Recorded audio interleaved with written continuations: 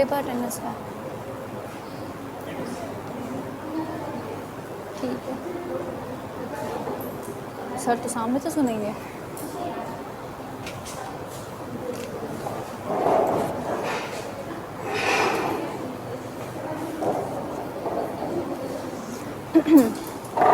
Sir start कर दें। अस्सलाम वालेकुम to everyone. My name is Aska Salim and my registration number is 2K19AV53. So our group presentation topic is dystocia.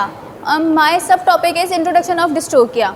So जो dystocia word है उसको हम पहले अंडरस्टैंड करेंगे कि उसका ओरिजिन जो है वो कहाँ से है। मतलब जो वर्ड होते हैं ना कि ओरिजिन होते हैं, तो जो dystocia का जो वर्ड है उसका ओरिजिन जो है यानी कि ओरिजिनेट जहाँ से वो है Greek word dystocia।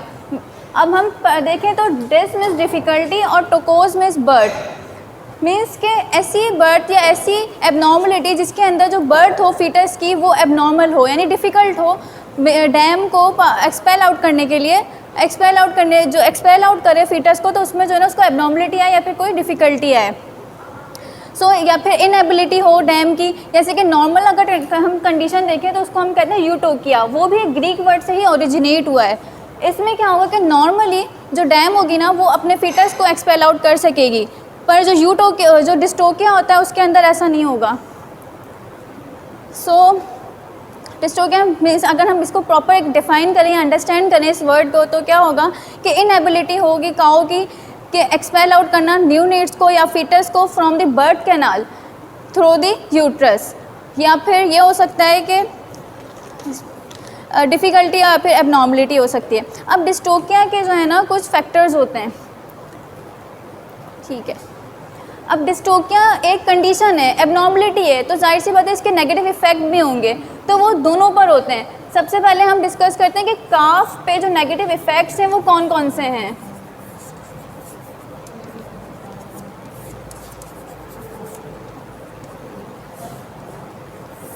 Negative impact दोनों पर हैं क्योंकि डिस्टोकिया की जो कंडीशन है तो उसमें फीटस भी इन्वॉल्व होता है और डैम भी इन्वॉल्व होती है।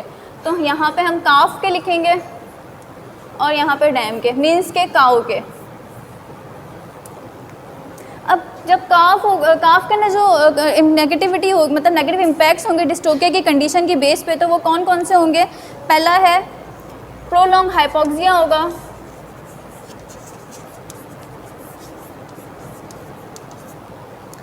एसिडियोसिस होगी,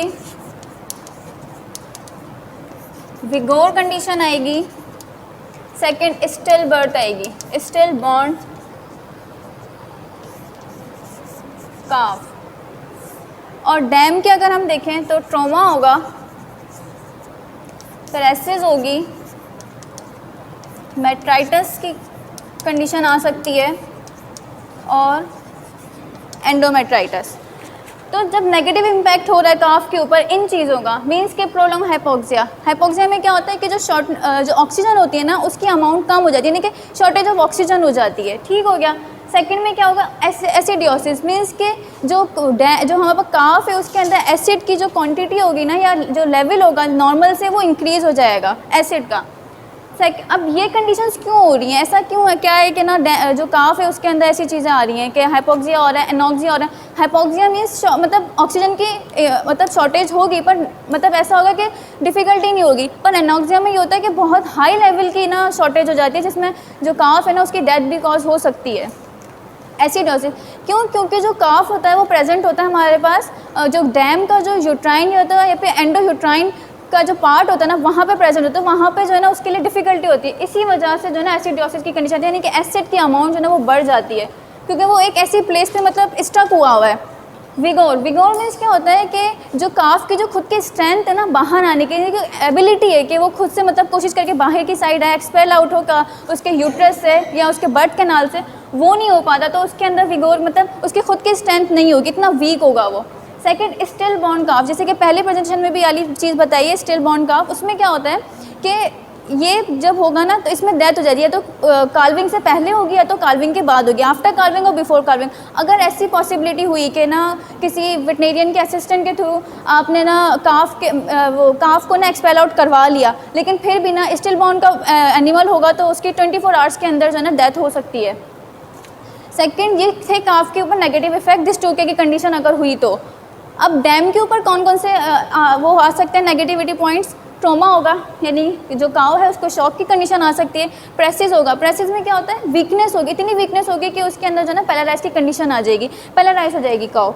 मेटाइटस, मेटाइटस में क्या होता है कि जो इन्फ्लामेशन हो जाती है यूट्राइन वॉल की, यानी कि जो यूट्राइन वॉल होती है ना उसके अंदर इन्फ्लामेशन आ जाती है। एंडोमेटाइटिस में क्या होगा कि नहीं, मेटाइटिस में ये होता है कि यूट्रस की इन्फ्लामेशन हो जाती है, और एंडोमेटाइटिस में क्या होगा कि जो वॉल होगी ना यूट्रस की उसके अंदर इन्फ्लामेशन आ जाएगी। तो इसके नेगेटिव इफेक्ट।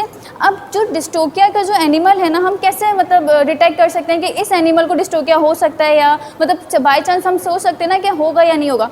तो वो एनिमल्स जिनके अंदर बॉडी वेट जो है ना बहुत कम होता है, लो बॉडी वेट होगा, बॉडी वेट कम है, ठीक है, बॉडी वेट कम है मीन्स कि उसका जो पेल्विक कैविटी है ना वो बहुत मतलब प्रॉपर डेवलप नहीं हुई हुई, पुअर डेवलपमेंट हुई हुई उसकी ना कैविटी की। क्यों उसकी डेवलपमेंट पुअर हुई? क्योंकि उसकी जो न्यूट्रिशन है, जो उसको बॉडी को सप्लीमेंट्स चाहिए, जो उसकी पूरी फुल करें उसकी बॉडी को, वो जो है ना न्यूट्रिशन उसको इतनी नहीं मिल पाता है हीफर को। तो ये ऐसे एनिमल्स होते हैं जिनमें डिस्ट्रोकिया के चांसेस ज़्यादा होते हैं।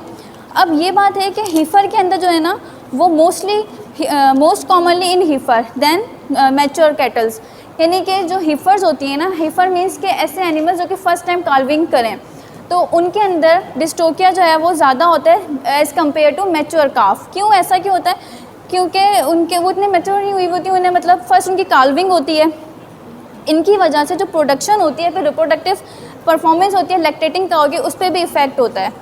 अब ओल्डर काउ जो हैं, अगर हम उसको देखें, हम ये होती है ओल्डर काउ, यहाँ पर आएगी मैच्योर। और अब हमें जो है वो पहले से हम डिटेक्ट कर सकते हैं 30 to 50 मिनट्स, ये मैं बताती हूँ, लिख लूँ।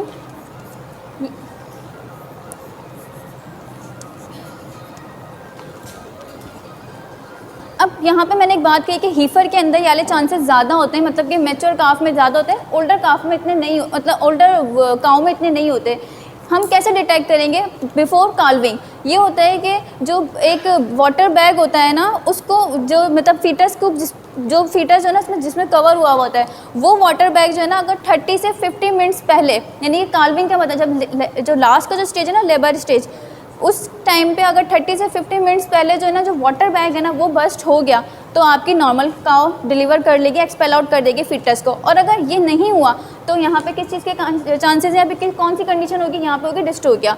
अगर मैच्योर काउ के अंदर क्या होता है कि अगर 4 आवर के अंदर उसने अपना जो वाटर बैग है वो बस्ट कर लिया, फिर एक्सपेल आउट कर लिया, फिटस के साथ वो बाहर आ गया, तो नॉर्मल है, यानी कि यूटोकिया है। और अगर ऐसी कंडीशन नहीं हुई तो डिस्टोकिया है, यानी कि ये हम बिफोर काल्विंग जो है ना वो डिटेक्ट कर सकते हैं कि इनमें डिस्टोकिया के चांसेस हैं, डिस्टोकिया हो सकता है या नहीं हो सकता।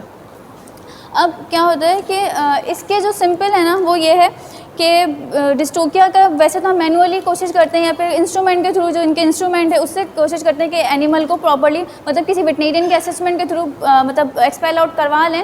और अगर नहीं हो पाती तो हम जो है ना वो सी सेक्शन जो है ना उसकी साइड पे जाते हैं। सो इसके जो 2 कॉजेज़ होते हैं डिस्टोकिया के ना, फीटल कॉजेज़ होता है, क्योंकि मैंने बताया कि दोनों साइड इन्वॉल्व होगी डिस्टोकिया के अंदर, फीटल होगी और मदर वाली साइड भी होगी। इन 2 कॉजेज़ की वजह से डिस्टोकिया होती है। ये वाली जो कॉजेज़ है ना वो मेरे जो नेक्स्ट ग्रुप मेंबर है वो आप डिस्कस करेंगे और वो उनका टॉपिक है।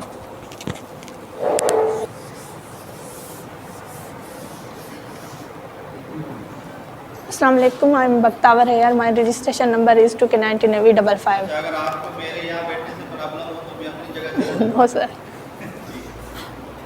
सो my topic is causes of dystocia. अब डिस्टोकिया जो मेन जो काजेज होते हैं वो 2 होते हैं, एक मैटरनल साइड से और एक फीटल।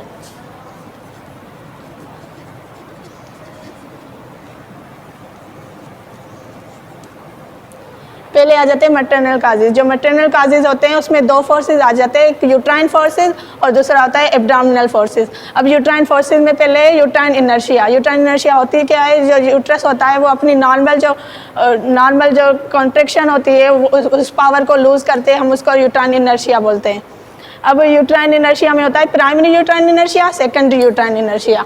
अब प्राइमरी यूट्राइन इनर्शिया में फैक्टर्स आ जाते हैं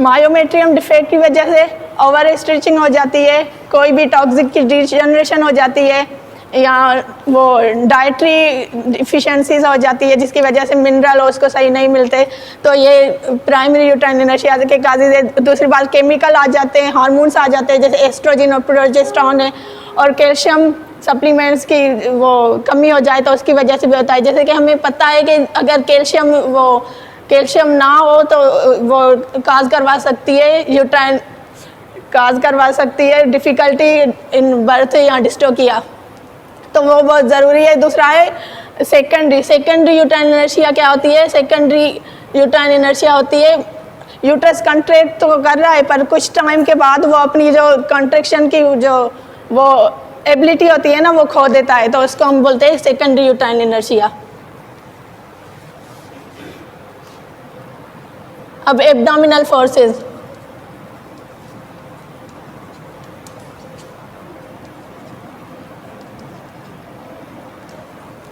अब एब्डोमिनल फोर्सेस में आता है यूट्रस तो कंट्रैक्ट कर रहा है पर जो एब्डोमिन है ना उसकी कंट्रैक्शन सही से नहीं हो रही, तो हम उसको बोलते हैं एब्डोमिनल फोर्सेस। उसमें आ जाते हैं इमेच्योरिटी, फ्रैक्चर आ जाता है, डाइट पे डिपेंड करता है, डेवलपमेंटल डिजीज़ आ जाती हैं, और उसके बाद है बर्थ कैनाल। अब मैंने बताया था कि पहले एक वो दो फोर्सेस होते हैं जो यूट्राइन और वो एब्डोमिनल फोर्सेस होते हैं। अब बर्थ कैनाल के फोर्सेस में, बर्थ कैनाल में दो स्ट्रक्चर्स होती हैं, हमें पता है, एक बोनी स्ट्रक्चर जिसको हम पेल्विस कहते हैं, दूसरा सॉफ्ट टिश्यू ट्यूब होता है वो होता है। अब बोनी स्ट्रक्चर में आ जाते हैं, पहले बोनी स्ट्रक्चर में जो सॉफ्ट टिश्यू है वो स्टार्ट होता है यूट्रस से। जो यूट्रस में कोई भी टॉर्शन आ जाए या कुछ भी आ जाए उसकी वजह से डिस्टोकिया होता है, वेजाइना डिफेक्ट आ जाए, न्यूप्लाज्म हम किसे कहते हैं जो एबनॉर्मल ग्रोथ हो जाती है टिश्यू की उसे कहते हैं, और उसके बाद एब्सिस आ जाए, प्रोलेप्स आ जाए कोई भी वेजाइना में, उसकी वजह से भी डिस्टोकिया होता है। और अब फीटल काजेज में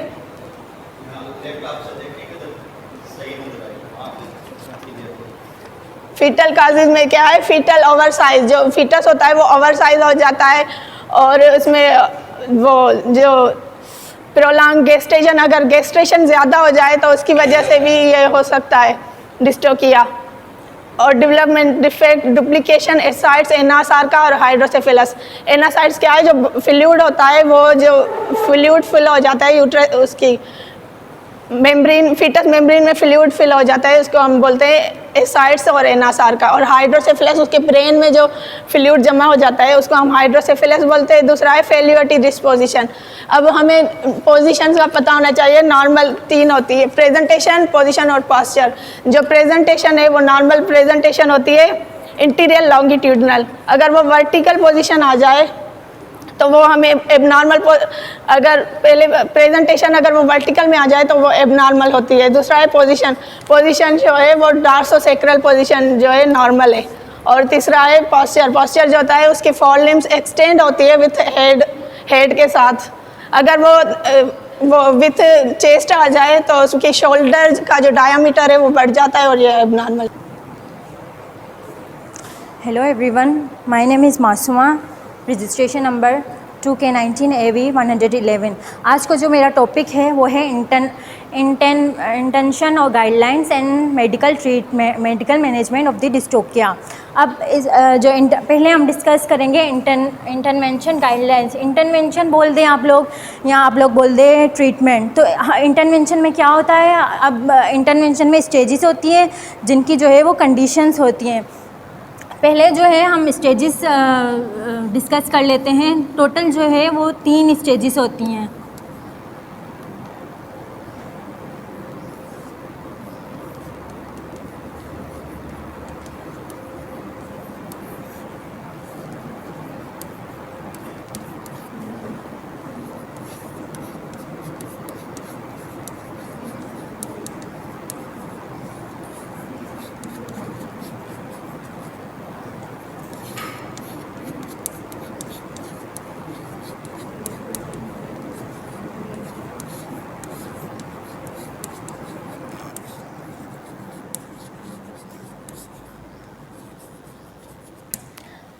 नंबर फर्स्ट स्टेज होता है dilation of the cervix. Number second stage होता है एक्सपल्जन ऑफ द फीटस, जिसमें जो फीटस है वो मदर के वूम से जो वूम से बाहर आता है।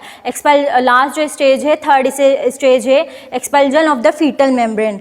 अब हम स्टेज फर्स्ट जो है उसमें कुछ कंडीशंस होती हैं जिसमें हम जो है ट्रीटमेंट करेंगे, इंटरवेंशन करेंगे।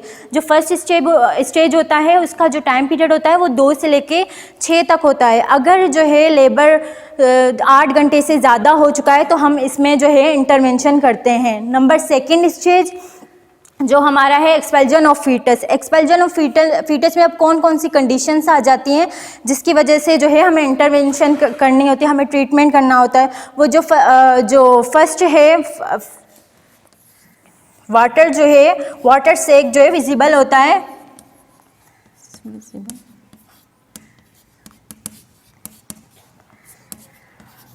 अगर 2 घंटे ये स्टेज फर्स्ट का है, ठीक है। वाटर जो सेक है वो विजिबल होगा 2 घंटे तक, और जो काव है वो ट्राई नहीं करी तो उसमें हम जो है इसमें इंटरवेंशन ज़रूरी होता है।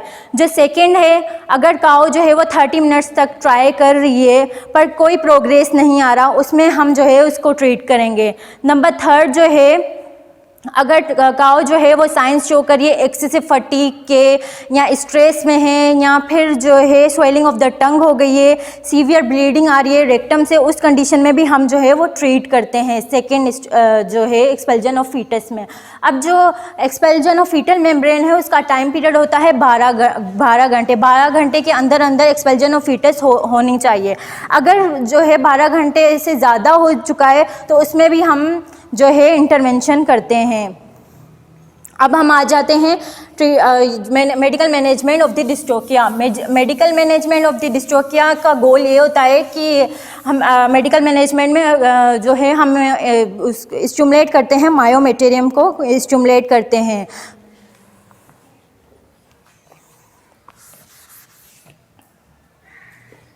जिसमें number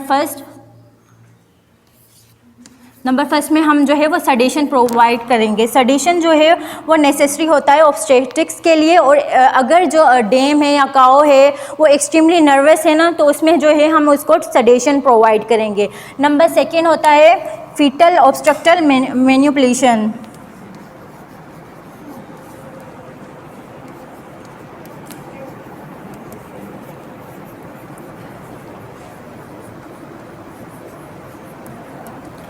If fetal obstruction manipulation is attempted, it is important that your hand should be gloved. Gloved hand should be lubricant. आपके हाथ जो है वो ग्लव्ड होने चाहिए, लुब्रिकेंट होना चाहिए। अगर पॉसिबल है तो जो लुब्रिकेंट है वो फीटस के अराउंड भी होना चाहिए। नंबर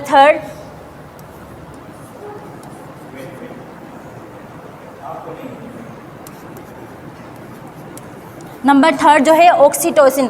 अब ऑक्सीटोसिन हम कब एडमिनिस्टर करते हैं? ऑक्सीटोसिन जब जो डिस्टोकिया का काज हो, यूट्राइन इनर्शिया, तो उस कंडीशन में हम जो है ऑक्सीटोसिन प्रोवाइड करते हैं। अब पहले हम डिस्कस करते हैं यूट्राइन इनर्शिया में ही हम ऑक्सीटोसिन क्यों देंगे, क्योंकि यूट्राइन इनर्शिया में क्या होता है, कॉन्ट्रैक्शन जो है वो लूज़ हो जाती है, और ऑक्सीटोसिन जो है वो कॉन्ट्रैक्शन की फ्रीक्वेंसी को इंक्रीज़ कर देता है। तो इसकी वजह से हम जो है वो एडमिनिस्टर करते हैं ऑक्सीटोसिन, जिसका जो स्मॉल एनिमल में डोज है वो है 2 to 5 यूनिट पर एनिमल,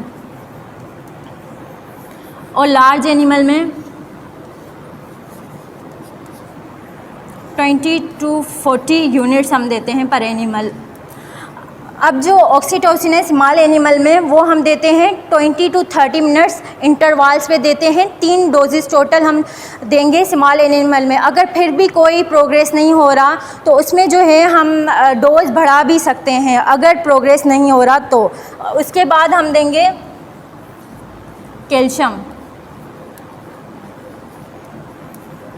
कैल्शियम जो है यूट्राइन कॉन्ट्रैक्शन की स्ट्रेंथ को इंक्रीज़ कर देता है, तो कैल्शियम जो है हम केयरफुली एडमिनिस्टर करेंगे।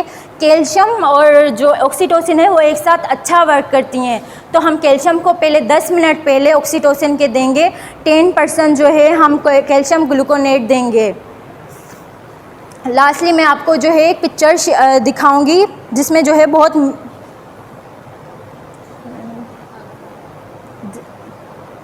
लास्ट में मैं आपको पिक्चर दिखाऊंगी जिसमें जो है वो बहुत ही मिसकॉन्सेप्शन होती है कुछ। ये ज़्यादातर विलेजेस में होता है। विलेजेस में क्या होता है, किसी फीटस को जो है ना बांध दिया जाता है किसी भी हार्ड ऑब्जेक्ट के साथ, जैसे कि आप लोग देख सकते हैं ये हॉर्स के साथ इन लोगों ने बांधा हुआ है और ये जो है खींचा जाता है। यहाँ विलेजेस में ज़्यादातर ये होता है। तो ये जो है बहुत ही गलत चीज़ है जिसको हमें जो है विलेजर्स या जो ये काम करें उनको जो है अवेयरनेस देनी चाहिए। ना सिर्फ जो फीटस है उसकी हेल्थ पे भी अफेक्ट पड़ेगा बल्कि जो काऊ है उसकी हेल्थ पे भी अफेक्ट पड़ेगा। Thank you. Bismillahirrahmanirrahim. My name is Javeria and my registration number is 88. मेरा ऑब्स्टेट्रिकल ट्रीटमेंट के हवाले से ट्रीटमेंट है और मैं पहले आपको डिफेक्ट्स का बताऊंगी, फिर इसके अकॉर्डिंग क्या ट्रीटमेंट होती है फिर मैं आपको बताऊंगी। पहला डिफेक्ट पढ़ते हैं हम।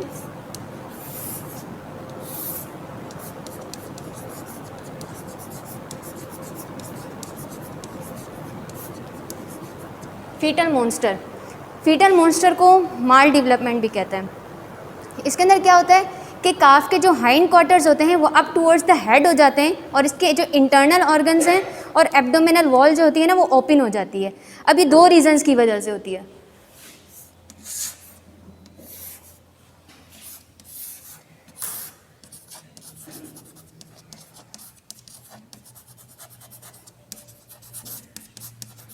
एक होता है शिस्टोसोमस रिफ्लेक्स, एक होता है पीरोसोमस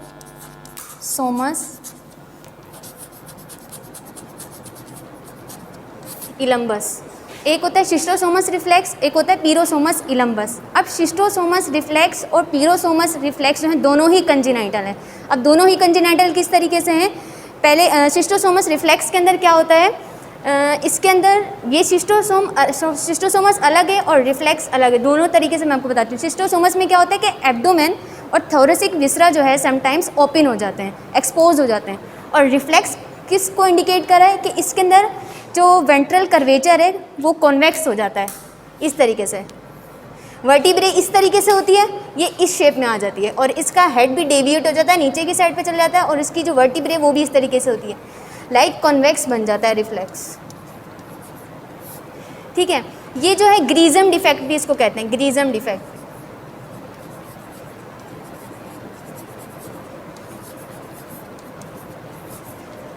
अब ग्रीजम डिफेक्ट किसको कहते हैं? ग्रीजम डिफेक्ट कहते हैं अनप्लीजेंट हो, जो डेथ काज करे, जो इंजरी काज करे, उसको कहते हैं ग्रीजम डिफेक्ट। ठीक है, दूसरा है पीरोसोमस इलम्बस। पीरोसोमस इलम्बस भी कंजेनाइटल है। इसको एजिनेसिस एंड आर्थ्रोग्रिपोसिस भी कहते हैं। ठीक है, एजिनेसिस में क्या होता है, लेग हो जाती है, लेग या फेलियर ऑफ डेवलपमेंट हो जाता है और इसके अंदर क्या होता है कि नॉन प्रोग्रेसिव कंडीशन हो जाती है। अब इसमें होता क्या है, ये सर ऐसे करके दिखा लो लैपटॉप में।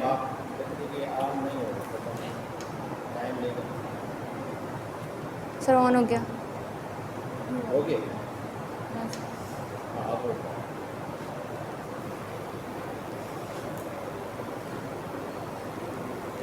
इसके अंदर जो वर्टिब्रे है वो तो कन्वेक्स हुआ है। ठीक है, इसके अंदर क्या हुआ है, जो वर्टिब्रे की लंबर, सैक्रल और कॉक्सिजल होती है ना वो एब्सेंस हो जाती है। इसके अंदर ये लेक हो गया। ठीक है, नॉन प्रोग्रेसिव किस तरीके से हुआ, जो उसके लिम्स है ना, लिम्स होते हैं वो क्या हो जाते हैं, वीक होते हैं। इसके अंदर डेथ के चांसेस कम होते हैं, लेकिन जो फीटस होता है वो एबनॉर्मली डिलीवर होता है। इसके अंदर ज़्यादातर चांसेस होते हैं डेथ के। ये इस तरीके से ये इसका वर्टिब्रे जो है वो कॉन्वेक्स शेप में आ गया। ये शिस्टोसोमस रिफ्लेक्स है, ये एक्सपोज होगी इसकी इंटरनल ऑर्गन्स और इसके हाइंड क्वार्टर जो हैं अप टूवर्ड्स द हेड हो गए और इसकी एब्डोमिनल वॉल ओपन हो गई। ये है पीरोसोमस इलम्बस। इसके लिम्स देखें वीक है और इसका जो वर्टिब्रे किस तरीके एब्सेंस है ये मैं आपको बताती हूँ। ये देखें, इसके जो लंबर, सैक्रल और कॉक्सिजल है ना, ये देखें एब्सेंस है। और यहाँ पर ये क्या हुआ, इसका जो थोरेसिक है ना रीजन, ये क्राउडेड हो गया है, क्राउडेड हो गया और पीछे वाली चीज़ क्या हो गई है, इसकी एब्सेंट हो गई है। नॉर्मल प्रेजेंटेशन और पोजीशन पोस्चर ये होती है। अच्छा, ये कंजेनाइटल क्यों है? क्वेश्चन अराइज ही होते हैं कि ये कंजेनाइटल क्यों है। ये कंजेनाइटल किसी वजह से, एक वायरस है SBV वायरस, इसको कहते हैं शिमालेनबर्ग वायरस। शिमालेनबर्ग वायरस की वजह से ये कंजेनाइटल डिफेक्ट होता है। ये क्या होता है कि ये गेस्टेशन पीरियड 60 to 180 डेज़ के मिड में जो है ना ये काज करता है फीटस को। पहले क्या काज करेगा? पहले तो ये डेम के अंदर जाएगा, ठीक है। उसके अंदर इतने क्लिनिकल साइंस शो नहीं होंगे, उसके अंदर सिर्फ डायरिया होगा या उसकी मिल्क प्रोडक्शन कम हो जाएगी। लेकिन ये जो सबसे ज़्यादा काज करता है ना, ये फीटस को काज करता है।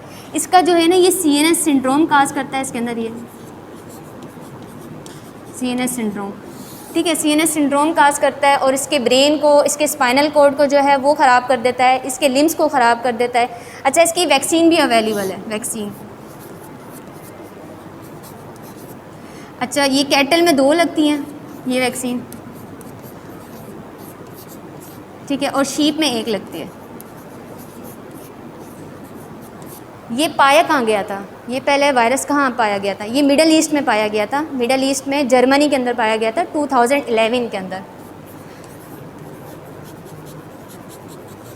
2011 में, ठीक है। ये ट्रांसमिट होता है वेक्टर के थ्रू, वेक्टर के थ्रू ट्रांसमिट होता है ये। तो जिस वजह से ये कहलाया जाता है कि कंजेनाइटल डिफेक्ट है, जो ग्रीजम डिफेक्ट भी, जिसका शिस्टोसोमस का और पीरोसोमस इलम्बस का। किसकी वजह से? SBV वायरस की वजह से।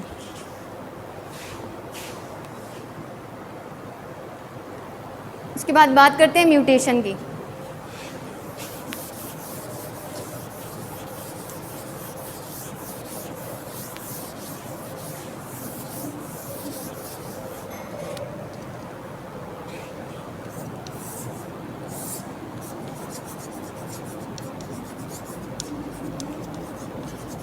म्यूटेशन ऐसे ऑपरेशंस होते हैं जिसके अंदर प्रेजेंटेशन, पोजीशन और पोस्चर को क्या किया जाता है? नॉर्मल कंडीशन के अंदर लाया जाता है, ठीक है। फॉर एग्जांपल, अगर एनिमल स्टैंडिंग पोजीशन में है तो आप उसका पोस्चर जो है ना ईजिली सही कर सकते हो, ठीक है। लेकिन अगर एनिमल लेटरल रिकम्बेंसी के अंदर है तो आपने क्या, अगर फैसिलिटीज़ मौजूद हैं तो आप हाइड्रोलिक टिल्ट और लोडिंग रैम्प भी आते हैं, जिसकी वजह से आप इन तीनों चीज़ों को नॉर्मल कंडीशन के अंदर लेकर आ सकते हो। लेकिन ये तीन चीज़ों के थ्रू किया जाता है। पहला है रिपल्जन, ठीक है। दूसरा है रोटेशन,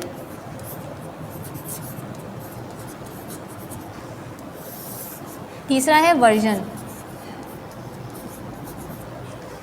ठीक है। रिपल्जन में क्या करते हैं हम? पुश बैक टू, एक मिनट। रिपल्जन में हम क्या करते हैं? बर्थ किनाल के अंदर, बर्थ किनाल से हम दोबारा एब्डोमिनल कैविटी के अंदर उसको पुश बैक करते हैं, ठीक है। पुश बैक करते हैं, क्यों करते हैं? क्या? ताकि हम वहाँ पे करेक्शन इजीली कर सके। करेक्शन इजीली क्यों कर सके? वहाँ पे स्पेस क्या होता है? ज़्यादा होता है, इसकी वजह से वहाँ पे हम करेक्शन इजीली कर सकते हैं।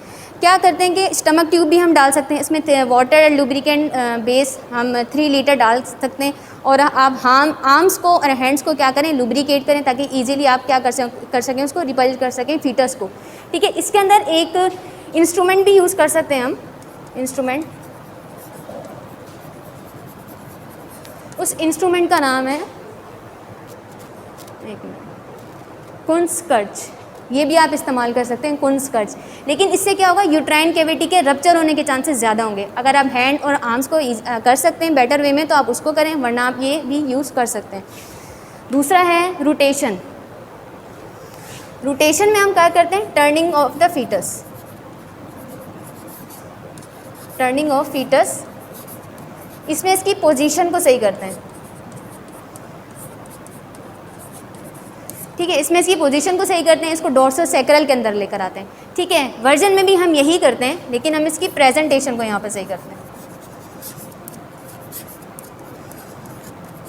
ट्रांसफ़र प्रेजेंटेशन हुई होती है ये इस तरीके से, इसको हम सही करते हैं थ्रू वर्जन के थ्रू। लेकिन ये इक्वाइन प्रेगनेंसीज़ के अंदर ज़्यादा भी पाया जाता है, इसके अंदर भी पाया जाता है। इसके बाद है ये भी हम यूज़ करते हैं, इसको डिटर्जेंट रॉड कहते हैं। ये हम रोटेशन और वर्जन में इस्तेमाल करते हैं। फोर्स एक्सट्रैक्शन आउटसाइड फोर्स लगाते हैं आप, आउटसाइड फोर्स से आप फीटस को बाहर निकाल देते हैं। अगर आपको ये पता चलता है कि अगर आपका फीटस डाइड हो चुका है तो आप बाहर से फोर्स लगा के उसको पुश बाहर निकालते हैं इसको, ठीक है। लुब्रिकेंट का इस्तेमाल करते हैं, लिक्विड्स हो, मिनरल ऑयल और पेट्रोलियम जेली। फीटोटॉमी है डाइट फीटस को बाहर निकालना। इसकी भी 2 टाइप्स होती हैं, परक्यूटेनियस और सबक्यूटेनियस, ठीक है। परक्यूटेनियस स्किन को रिमूव करके, और जो सबक्यूटेनियस होता है वो फीटल के पार्ट्स को कट करके फिर निकालते हैं।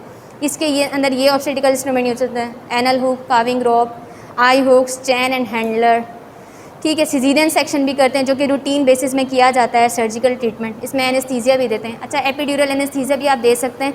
और इसके अंदर सर मैंने एक पढ़ी थी ड्रग क्लिनबिट्रोल, वो भी यूट्राइन मस्कुलरेचर को रिलैक्स करती है, वो भी हम देते हैं। बस। Bismillahirrahmanirrahim.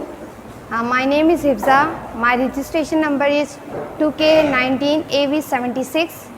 Today my presentation subtopic is carving management.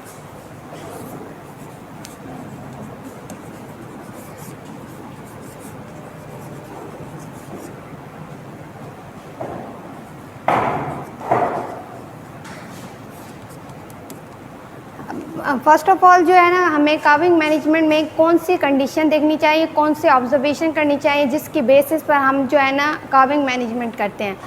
तो फर्स्ट ऑफ ऑल इनमें जो है ना हमारे पास स्टेजेस होती है। जैसे पार्चुरेशन की जो स्टेजेस होती है वो 3 होती हैं ना। तो पहली स्टेज होती है डायलेशन ऑफ सर्विक्स।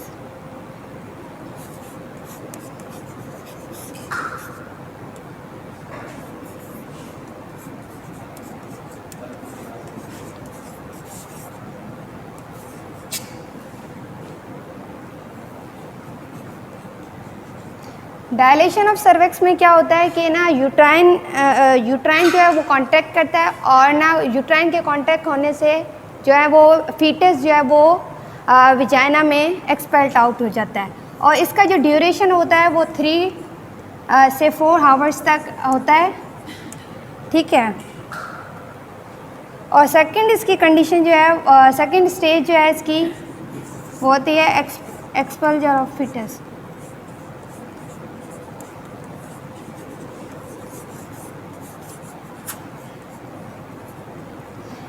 तो एक्सपल्जर ऑफ फीटस में क्या होता है कि ना एब्डोमेन कैविटी जो है वो कॉन्ट्रैक्ट करती है। कॉन्ट्रैक्ट करने के बाद जो है वो फीटस को जो है वो विजाइनल कैनाल में पास करती है। उसके बाद विजाइनल कैनाल से क्या कहते हैं वल्वा तक पहुंचाती है। और इसमें जो है ना इनका जो ड्यूरेशन होता है वो होता है, मतलब हीफर्स में जो होता है वो होता है 3 to 4 आवर्स होता है, ग्रेटर देन 3 to 4 आवर्स। और जो मैच्योर काऊ होती है उसमें होता है ग्रेटर देन 3 आवर्स। और जो है ना इसमें जो है ना अगर इस कंडीशन में 1 आवर से अगर टाइम बढ़ जाता है तो हमें मतलब फाइंड आउट हो जाए, मतलब हमें पता चल जाता है कि इसमें जो है ना डिस्टोकिया की चांसेस हैं और इसमें डिफ़िकल्टी है पार्चुरेशन में। और इसको ना जो है ना हेल्प की ज़रूरत है। तो हम जो है ना उसके बाद जो है ना उसकी मतलब उसकी हेल्प करते हैं। उसके बाद थर्ड स्टेज है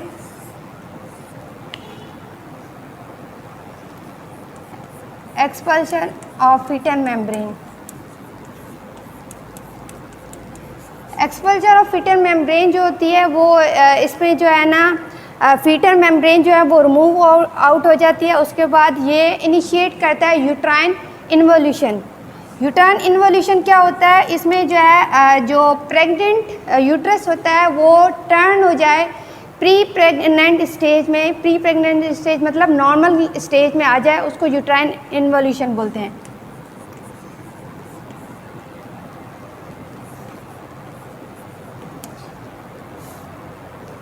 ठीक है। और इसमें जो ड्यूरेशन होता है वो होता है 1 to 12 आवर्स। अगर फॉर सपोज 1 to 12 आवर्स से अबोव हो जाता है देन इसमें पैथोलॉजिकल कंडीशन भी हो सकती है, कोई वायरस या बैक्टीरिया जिसकी वजह से जो है ना ये इनकी मतलब पार्चुरेशन नहीं हो रही।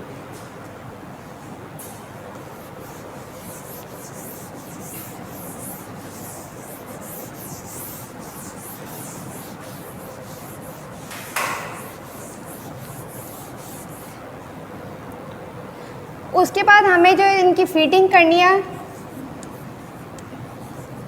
प्री पार्चुरेंट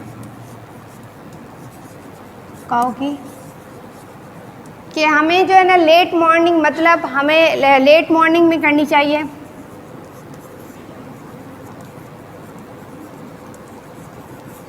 और क्या कहते हैं, नाइट में करनी चाहिए। लेट मॉर्निंग मतलब ये है कि ना हमें 11 से आफ्टरनून तक, मतलब 2 बजे तक हमें इनकी फीडिंग करनी चाहिए। और उसके बाद जो है नाइट में जो है वो 9:30 से 10 PM तक।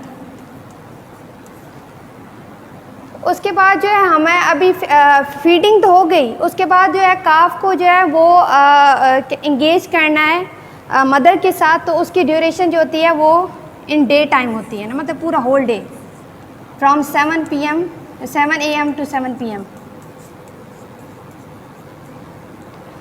अभी इसमें जो इम्पोर्टेंट, अभी पार्चुरेशन हो गई, ठीक है, फिटस बाहर आ गया, तो हमें उस पर काव मैनेजमेंट कैसे करनी चाहिए। अभी फिटस तो आ गया, उसमें हमें फ़र्स्ट ऑफ ऑल जो उसकी कंडीशन होती है वो देखनी पड़ती है। वो पहले होती है कि ना हमें उसका जो म्यूकस है वो उसके माउथ और नोज से ना रिमूव करना चाहिए, ठीक है। दूसरा ये होता है कि अगर मदर जो है वो लिकिंग नहीं कर रही, तो उस कंडीशन में जो है ना हम जो काफ है उसको जो है ना क्लॉथ के साथ ना कवर करेंगे, ताकि उसको सर्दी वगैरह ना लगे, क्योंकि वो न्यू बॉर्न बेबी होता है, तो उसकी वजह से वो अपनी कंडीशन और अपने टेम्परेचर को मेंटेन नहीं कर सकता। और थर्ड ये होता है कि उसकी इम्बेलिकल कॉर्ड जो होती है वो होती है 2.5 इंचेस की ना, तो हमें वो इम्बेलिकल कॉर्ड को ना कट करना चाहिए, वो हमें 1 इंच तक हमें रखनी चाहिए। उसके बाद जो है अभी जैसे न्यू बॉर्न काफ होता है तो उसको रिस्पायरेशन में भी प्रॉब्लम आती है, तो उसको ना हम आर्टिफिशियल रिस्पायरेशन करते हैं। आर्टिफिशियल रिस्पायरेशन ये होती है कि ना कोई भी मतलब वेटनरी ऑफिसर या वेटनरी डॉक्टर जो है वो अपने माउथ के थ्रू, या लेबर भी हो सकता है, तो वो अपने माउथ के थ्रू जो है ना उसको ऑक्सीजन देगा, प्रोवाइड करेगा। और इसके बाद इसमें जो होते हैं अर्ली स्टेज में जो है ना हम लोग कोलेस्ट्रम देते हैं। कोलेस्ट्रम क्या होता है कि ये फर्स्ट मिल्किंग ऑफ काऊ होती है, और इसमें जो होते हैं वो हाई प्रोटीन होते हैं, हाई विटामिन्स होते हैं, लो फैट होता है, ठीक है, और मिनरल्स भी होते हैं। तो ये है कि कोलेस्ट्रम जो है according to the body weight देते हैं। तो पहले जो कहते हैं काऊ है उसमें 10% देते हैं colostrum according to the body weight, और क्या कहते हैं बुफेलो में जो है हम 15% देते हैं।